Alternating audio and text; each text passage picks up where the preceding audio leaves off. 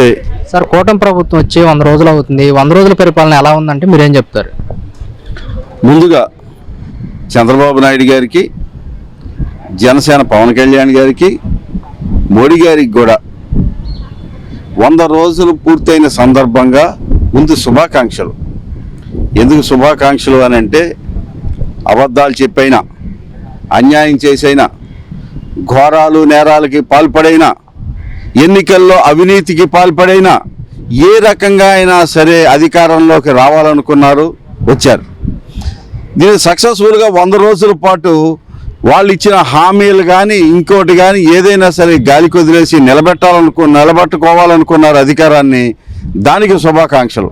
100 రోజులు ఏ రకంగా చేసైనా సరే సక్సెస్ఫుల్గా వాళ్ళు అధికారాన్ని కొనసాగించుకుంటూ వచ్చినందుకు ముందు వాళ్ళకు శుభాకాంక్షలు. అయితే దీనివలన ఆంధ్రప్రదేశ్ ప్రజానీకానికి, భారతదేశంలో ఉన్నటువంటి భారత ప్రజలందరికీ కూడా అక్కడ మోడీ వలన కానీ, ఇక్కడ చంద్రబాబు నాయుడు గారి వలన కానీ, ఇక్కడ పవన్ కళ్యాణ్ ఇచ్చినటువంటి హామీలు వీటి వలన కానీ ఏమి ఒరగలేదు అనేది మాత్రం ఇవాళ ఆంధ్రప్రదేశ్ ప్రజలు ఖచ్చితంగా వీళ్ళ వంక చూస్తున్నారు. గతంలో ఉన్నటువంటి జగన్మోహన్ రెడ్డి గారి ప్రభుత్వం ఏ రకంగా ఉంది, ఇది ఏ రకంగా ఉంది అనేది మాత్రం ఈ తేడాన్ని ఖచ్చితంగా గమనిస్తున్నారు అనేది సుస్పష్టంగా మనం చెప్పుకోవాల్సినటువంటి అవసరం ఉంది. ఫస్ట్ ఫెయిల్యూర్ చెప్పుకోవాలంటే చంద్రబాబు నాయుడు గారిది. ఆయన ఏదో సూపర్ 6, నేను పథకాలు ఇచ్చేస్తున్నాను, హామీలు అమలు చేసేస్తున్నాను, ఇంకేముంది మొత్తం అంతా నేను సంపద సృష్టిస్తాను. ఆయన అన్న మొట్టమొదటి మాట సంపద సృష్టిస్తున్నాను, నేను మీకు మొత్తానికి పంచిపెట్టేస్తున్నాను అని చెప్పినటువంటి మనిషి.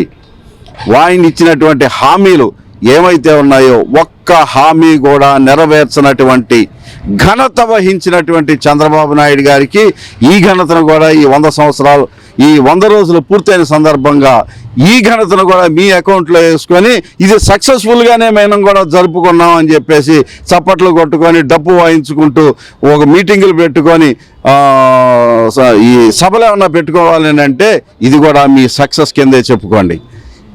భారతదేశం కాదు ప్రపంచంలోనే ఆయన ఇచ్చిన ఒక్క హామీని కూడా నెరవేర్చినటువంటి ముఖ్యమంత్రి చంద్రబాబు నాయుడు గారిగా కీర్తి పై స్థాయిలోకి రావాలి అని అంటే ఇది కూడా మీరు ఫెయిల్యూర్ ముఖ్యమంత్రిగా మీరు దీన్ని రాసుకోండి. 6 ఏమంటారు, అది సూపర్ 6 హామీలు అని చెప్పి ఒక 6 హామీలను ఆయన చంద్రబాబు నాయుడు గారు ఆయన అధికారంలోకి రాని క్రితం ప్రజలకు ఇచ్చినటువంటి హామీలు. ఈ 6 హామీల్లో ఏ ఒక్కటన్నా సరే చంద్రబాబు నాయుడు గారు అమలు చేసినటువంటి దాఖలాలు కనపడుతున్నాయా?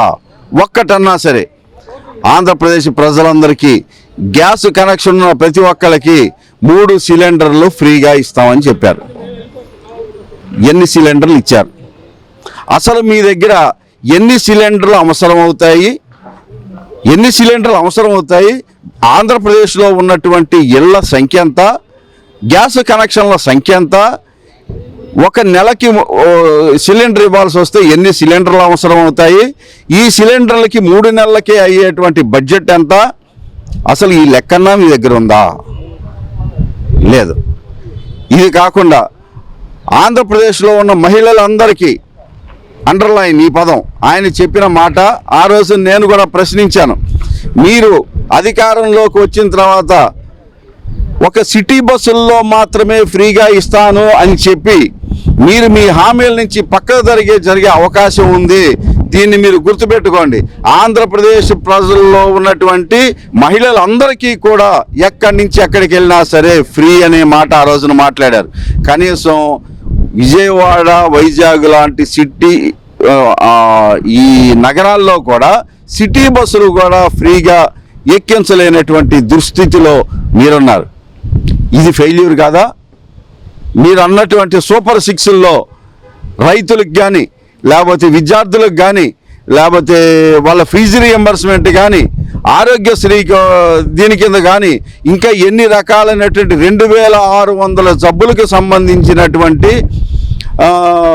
దీనిలో ఆరోగ్యశ్రీ కింద జగన్మోహన్ రెడ్డి గారు చేరిస్తే మీరు వీటిలన్నింటినీ తీసేసి అసలు గవర్నమెంట్ హాస్పిటల్లో చేయాల్సినటువంటి ఆ జబ్బులకి ట్రీట్మెంట్ను కూడా తీసేసి మీ జీవోతో అది ప్రైవేట్ హాస్పిటల్కి కట్టబెట్టేసి ప్రైవేట్ హాస్పిటల్కి లబ్ధి చేకూర్చాలని చెప్పి మీరు ఇచ్చినటువంటి జీవో ఏదైతే ఉందో అది మీ ఫెయిల్యూర్ కాదా?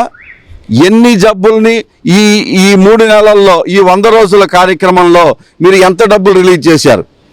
విద్యార్థుల కోసం ఎంత చేశారు? ఫీజు రియంబర్స్మెంట్ కోసం ఎంత చేశారు? మీరు ఈ లెక్క ఏమన్నా మీరు చెప్పగలరా? మీరు ఇచ్చిన హామీలని పక్కన పెట్టండి. మీరు ఇచ్చిన సూపర్ 6 ఏవైతే ఉన్నాయో వాటిని పక్కన పెట్టండి.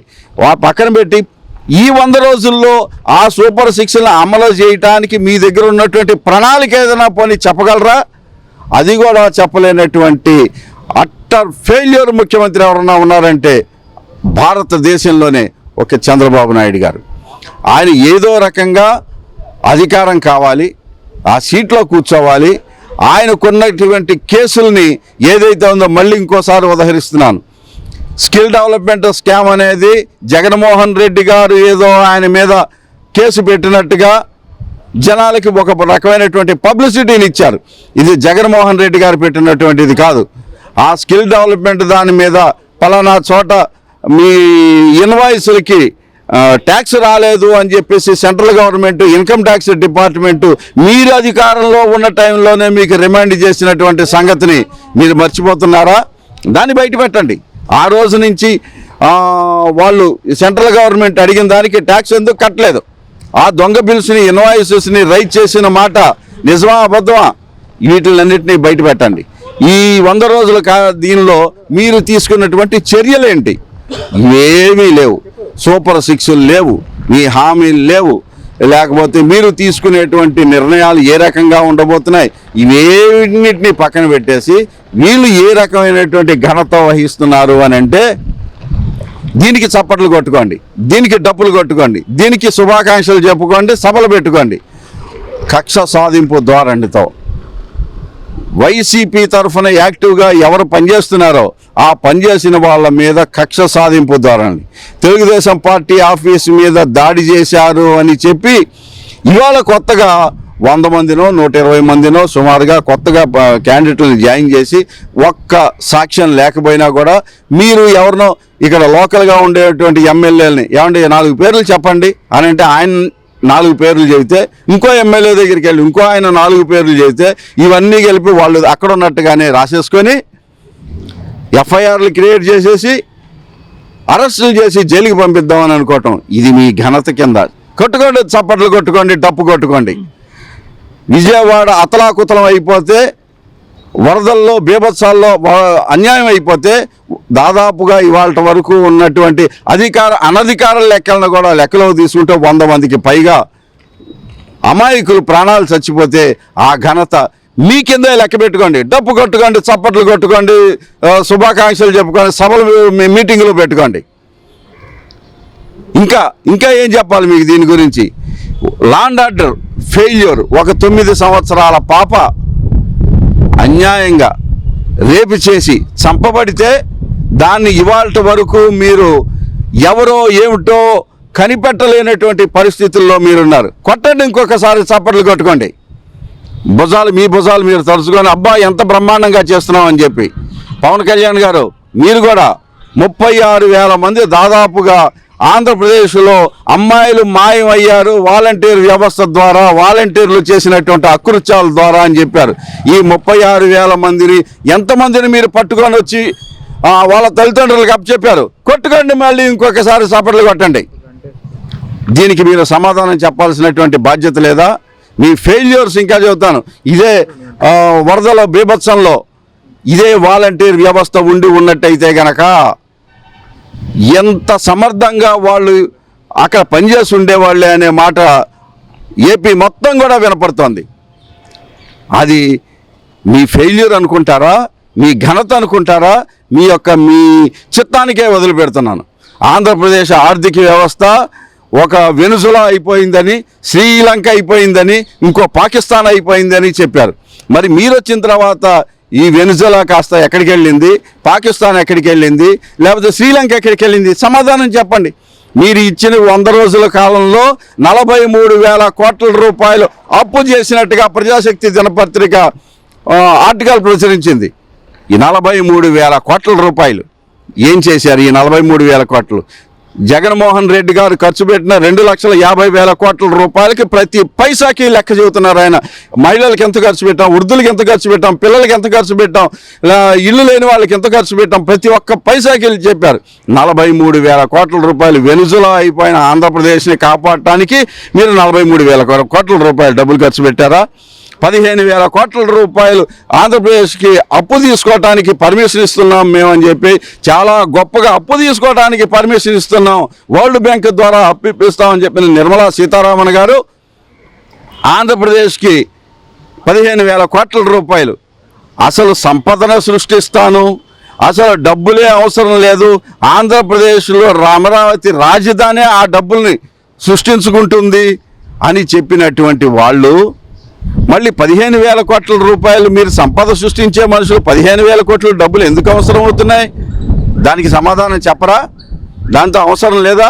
డబ్బులు అప్పు తీసుకుంటే వెనుజులా అయిపోతుంది, శ్రీలంక అయిపోతుందని అనుకున్నటువంటి మనుషులు ఈ 15,000 రూపాయలు అప్పు కాదా? గ్రాంట్ రూపంలో ఇస్తున్నారా? ఇప్పుడు వెనుజులా అవ్వదా? దీనికి ఆన్సర్లు చెప్పరా? ఈ వాలంటీర్ వ్యవస్థ లేకపోతే ఆంధ్రప్రదేశ్లో ఉన్నటువంటి వైద్య రంగం ఎంత దారుణమైనటువంటి పరిస్థితుల్లో ఉందో. మొన్న ఈ వరదలు అయిపోయిన తర్వాత ఈ డెంగ్యూలని కానీ, మలేరియాలని కానీ, టైఫాయిడ్లని కానీ ఆంధ్రప్రదేశ్లో ఎంత నరకం అనుభవిస్తున్నారో ఆంధ్రప్రదేశ్ ప్రజలు. దీనికి దేనికైనా సరే మీ గవర్నమెంట్ స్పందించినట్టుగా దాఖలాలు ఏమన్నా చూపించగలరా? ఒక్కటన్నా సరే. ఇవన్నీ మాది సూపర్ 6 అమలు చేస్తామని చెప్పి వచ్చేసినటువంటి చంద్రబాబు నాయుడు గారు సూపర్ 6లను పక్కన పెట్టండి, ఫెయిల్యూర్ 10 చంద్రబాబు నాయుడు గారిది ఫెయిల్యూర్ 10.